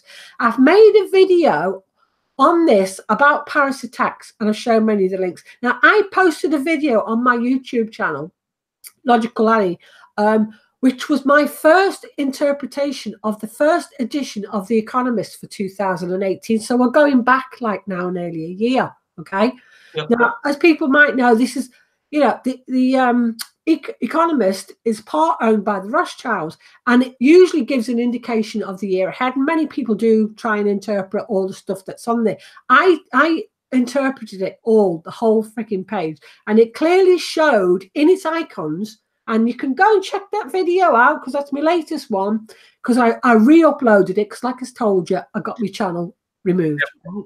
So I've just recently shown it again, and it's basically shown in the icons in this Economist, the first edition for 2008. It's shown a link between Paris, which is home of the Jesuits, to a false flag event involving the color yellow. And like I said, I deciphered this in January, so I would say to people, go and have a look at that. Now, there's so much more to it, but it would take me hours to show all the links to what this event's to the timing and the place. I mean, it's significant to John D. Thoth, Hermes, it's significant of the planisphere of Dendra, which is like a big map, which is in the Paris Museum. It's significant of the what's called the Great Magical Papyrus, which is a spell that is invoked to invoke Egyptian deities. Yeah, it's linked to Coptic texts, which combine the Jewish and the Egyptian connections and the commentary. It's a link to the Hermit tarot card. Now you might have seen stuff on Facebook where people are putting links to the tarot cards that from last year, from the Illumi tarot cards, and it's got a picture of all these people all in yellow, and they've been stood over by. It was basically a depiction of John Dee, and thanks for Wanda for pointing that out, because some amazing person called Wanda showed me that link. Is that what it's called, the Lamp of Trig Meg Istus, right? And it's a lot to do with problem, reaction, solution, as above, so below. It's all to do with it all. There's so much more to this than just people just think it's just yellow jackets, because in people's minds it is about that. It's about people standing up, speaking up for themselves, and speaking out against the cost of fuel and all that sort of stuff. Now, even the 3 people who were involved, like I said in the beginning, there's 3 people, there's 2 males and a female, and it's also linked to Thoth, which is that Thoth is also known as linked to Hermes, and you'll see a lot of Hermes cars on the, involved in this event. So this Thoth is two males and a female, and I think that's why they've used 2 males and a female from the same area to supposedly start this organic riots. But actually, it's actually not organic at all. It started off with a lot of unrest, but it was manipulated to make sure that it had significance to November the 17th. Like I said, it's the date that this certain rabbi was born, and he died on the same day, apparently. And he is well known and famous for saying that people should wear illuminated jackets. If you think that's just a coincidence, that's entirely up to you. But me personally, I don't. Not after looking into this stuff for so long. I see how they work, I see how they always have to have all their links and clues and codes and everything all involved in it. And this is a prime example of that. So all I could suggest is that, rather than people go out there and start overturning cars and, causing, loads of problems and to people's property and all that, that's not going to change anything.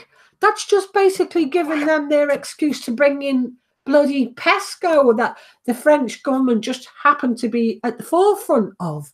Come on, people, we're not that silly. We know we're all pissed off with this. We know we're all ready to, we've had enough. But you don't go and do exactly what they want you to do. You do not do that. Okay, we use our heads, we use our heads and think of what can we do to bring the system down. And it is not to go out there and follow aging provocateurs, and that's what they're doing. I've seen it with my own eyes. They go out and because the whole thing about, like I said, Extinction Rebellion, even Steele with his new let's all go out and protest and climb freaking lampposts and all that, they're all doing the same thing on purpose, because problem, reaction, solution. And their solution is they will bring in their UN military. So what do you think about that? Well, I'm disadvantaged because I've done absolutely nowhere near the research that you've done. All I've seen is what I've seen on social media, and so I have to bow to your superior research. I've not done any such research, but you make a compelling argument. What about all the where it's popping up in different places? I know that this report's been in Greece and in Ireland. Is it all coordinated, part of the same thing, or are these just copycats?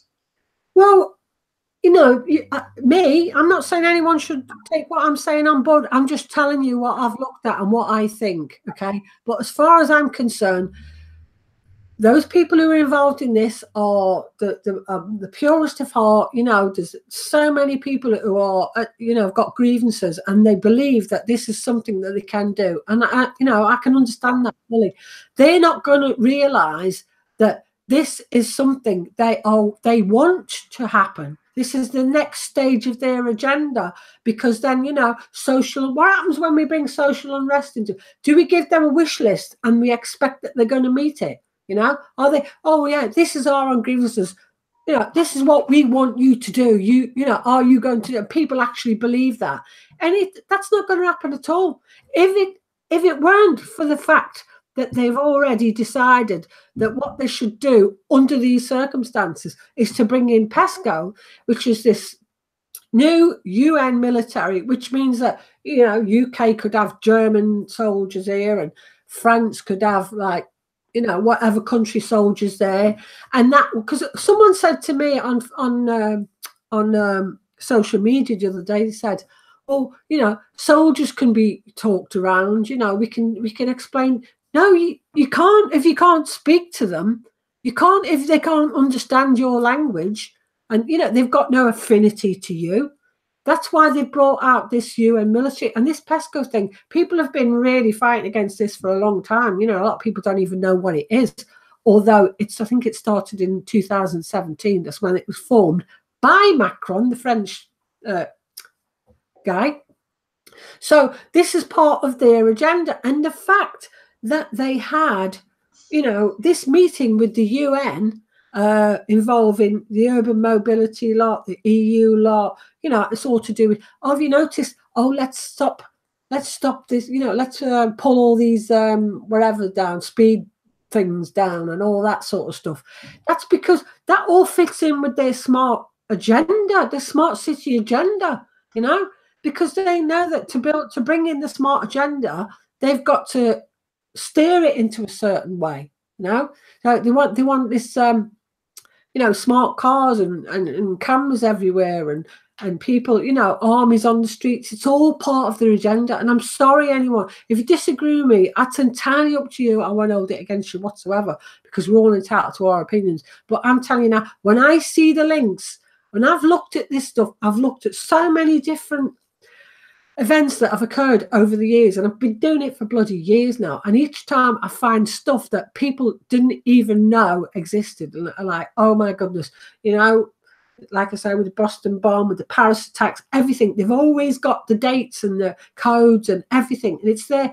Some people, it goes over their head. Some people just think, I don't want to know you're talking shit, and some people think, no, this has got significance, you know. But like I said, if we realise that we've got all these links to all these different secret societies, Jesuits, Zionists, you know, all of them, the Freemasons, the whole lot, they will all play a part in this. And when you start finding them links, that's when alarm bells go off for me. So I'm just telling you this, folks. I'm not telling you should believe everything I say. I'm just telling you what I found. Okay. Well, yeah, what I wanted to ask you is, from everything that you've researched and everything that you've found, what do you think the next move for the Yellow Jacket organisation, or the movement, what do you think the next move they're going to be cajoled into? Have you got any ideas? Is there any significant dates coming up where things could escalate? Well, there probably is, but I mean, I haven't got that far, you know. I mean, I wouldn't even, you know, I don't have to know the dates. I just know when it happens. When significant events happen, I will go look up them dates, and you will guarantee that they'll be significant, you know. So, you know, what can I say? I mean, all we should really be doing is we should, you know, we've got 3 laws of ethics, yeah. They should be the only laws. Don't harm or kill anyone. Don't take or damage anything that doesn't belong to you, and don't defraud anyone. Okay, that's all we need. That will destroy the unethical legal system that we're in. Okay, we know that people are being indoctrinated from birth to accept this top-down control mind government, which a lot of people believe that is the be-all and end-all of everything, you know, accounting for human energy, and, you know, that human energy makes the money and all that sort of stuff, which moves the bulk of our planet's wealth to the psychopaths and all that. So and in the legal system is the vine that supports it all, isn't it? So we need to do something that is puts ethics as the law and not acts and bills and codes and statutes. And we also need to be thinking about, realizing that, hang on a minute, if they've been pushing for this moment, why are we giving it to them? No, so we can use our energy in a better way. We don't want to be, obviously we don't want to be slaves to the system. We know that many of the jobs are really, they're not even necessary. Most people hate what they freaking do anyway. Yeah. We know we've got free energy. We know the technology to extract the free energy from the ether has been hidden, and that could actually topple the system within itself. Right. And we know that spending time with our loved ones is all that we want to do. Right. If there was no such thing as greed, if everybody had what they needed, there'd be no such thing as greed. We could have real cures instead of all the chemicals that are all harming us for profit. It just seems to me we need the people who care about others, not for a reward, but just people who've got respect and appreciation and love for others, to be, putting their views forward and saying, right, is this an idea? Not telling people what they should do. There's plenty of people out there have got loads of great ideas about how we can actually change things. And a lot of them agree that it's not the idea is to go out and smash shit up. Okay? It's as simple as that. Because, what we know, they're going to put their agent provocateurs in there, and we know they're going to use that situation, and we also know that they've got all the army, you see in the army, they're like RoboCops, aren't they? Well, they are, I mean, they are. The days of the traditional police officer, traditional Bobby with the tit on his head and that, they're long gone. I don't even think they exist anymore. Like you said, the RoboCop, they've got all this equipment on. It must be really heavy, all that shit that they've got on, and well, it's just it's ridiculous, and it's a symptom of how far society has drifted from the people that are running this society. How far the chasm between the haves and the have-nots is never been bigger, and so they need all these robot idiots to protect them from people. Because let's face it, they've produced a generation of mindless idiots that don't know right from wrong. Like you said, we need an ethical law, and they've not been taught that at all. They've been told that toys, do as you're fucking told, and you're going to have to do this, you're going to have to do that. So, the police force, you've only got to look at a police officer from even 20 years ago to today. I mean, I watched, I've been recovering, I've been watching The Bill on TV, and it's sometimes even then Reg Ellis is going out and he's got his tit on his head, and so it's not that long ago that coppers were just normal coppers. Like we're truncheon and a radio, and not a stab vest and a taser and a camera on the shoulder. It's just ridiculous. Well, it is, and we know that what's happening. We know Agenda 21, right? That's the United Nations nefarious plan for the world domination through social engineering, and at the local level, they call this the smart growth. The United Nations Commission on Sustainable Development was set up to review progress in the implementation of Agenda 21 and other UNCED documents. The Commission works, they meet every year, and they've got more than 1,000 NGOs and accredited to participate in this work. Now, Earth Summit Agenda 21 is a 40-page document to control the world, basically. Section 4 states that one of the means of implementation is technology. Okay, now this is our smart city future, the driving force behind Agenda 21 or Agenda 2030. It's a form of government central planning called smart growth. Right now, the United Nations created a document which was an update or an extension to Agenda 21. And that document is called Transforming Our World, the 2030 Agenda for Sustainable Development. And people need to go and check that out. You need to realise what these fuckers are up to, you know, because you're talking about agencies that are involved, sprung from this agenda, including this PESCO, including, you know, the fact that the French I've pushed for this right from the start. He's rubbing his hands together. He's made up. This is what he wants.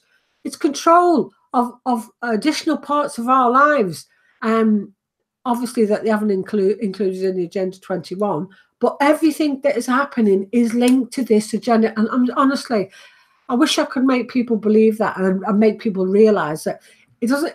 You can be a yellow vest protester or whatever, or you could be involved in Extinction Rebellion or whatever. Okay, but don't follow like fucking sheep and start getting yourself arrested. Okay, because what they will allow it to get to a certain point, and then that shit will hit the fan. There will be serious consequences. Okay. You know, and people are going to get really sick. I know, I'm talking seriously here, and then they'll bring in all their agendas that they've all had. All right. So why don't we just all take a step back and think about what we can do to stop it, you know, to stop what's going on. As far as I'm concerned, I've said it all along, you know, down tools, don't go to work, you know, don't be buying, or, you know, if you've got money in the banks, take your money out of the bank. Don't be buying out of corporations. We know, the thing is, they want the system to collapse, don't they? It's obvious. They want the system to collapse so that they can then bring in their system. All right. So what do? We also make the system collapse, but then we're bringing our own system in. Yeah. Or do we encourage them to do what they're doing?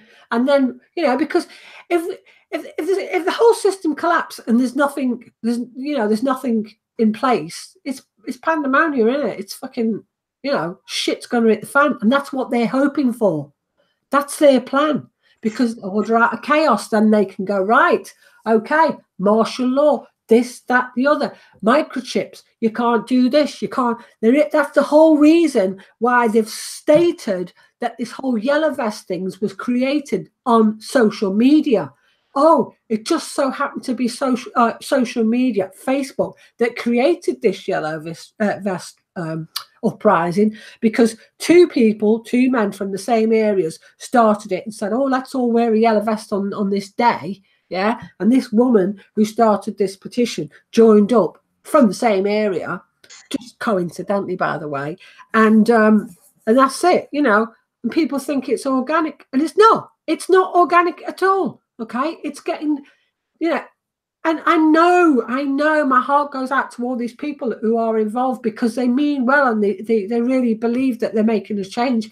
But I'm sorry to say, you're not going to make any change, because this is being orchestrated by the very people who are waiting for a collapse of it so they can go in, crunch some heads, yeah, bring it out what they want, and this is what it's going to do. That's why I just hope that people realize that and go, oh, hang on, let's turn it all around, you know. Yeah, it's definitely a quandary in it, and the problem is we've got quite a few people that aren't capable of critically thinking, and sort of bandwagon jumpers as well that'll jump on and use, you know, but just because they feel it's a reason to smash up a few cars and do that sort of thing. The ironic thing about it is that the people that they're claiming that they're trying to free are the very people whose cars that they're smashing up.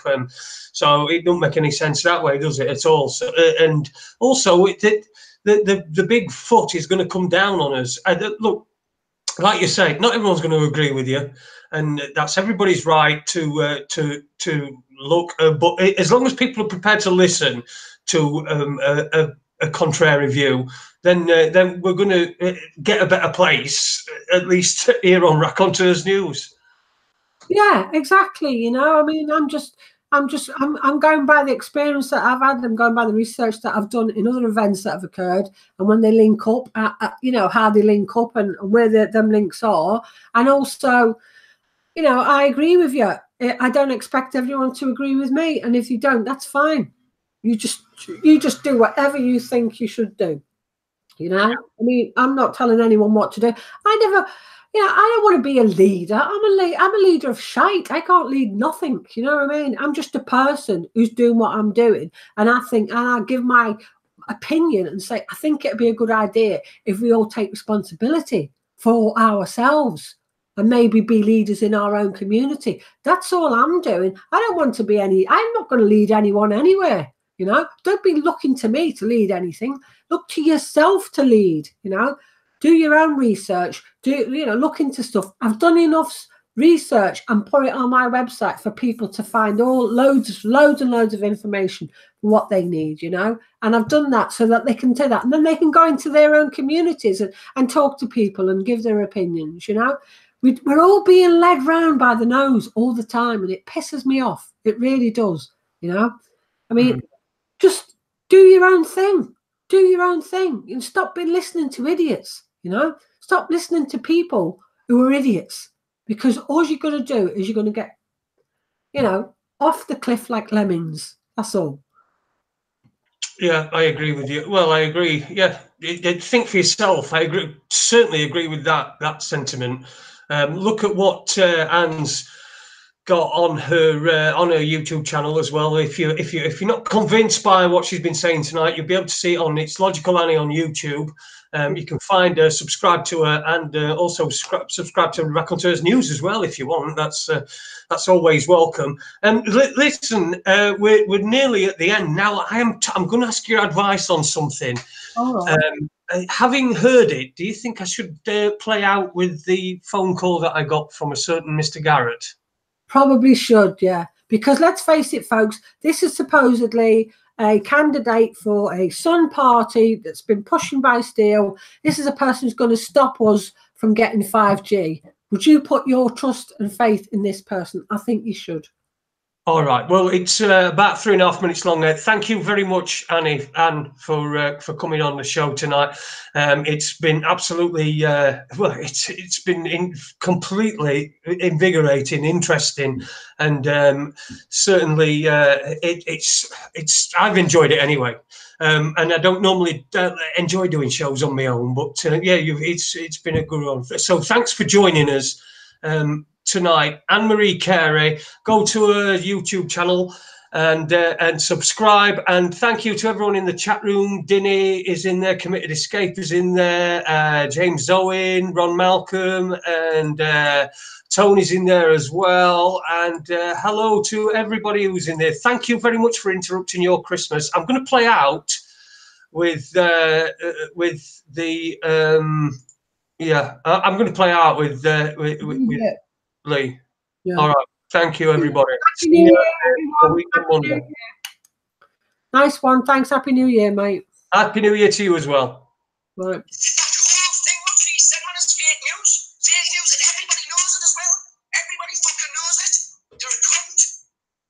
So, Lee, listen, what I did is... All I wanted was a fucking rate. All I fucking wanted was to get Annie on so I could speak to her direct. Why to this day will she still not speak to us? If he knows, I'll turn her fucking upside down.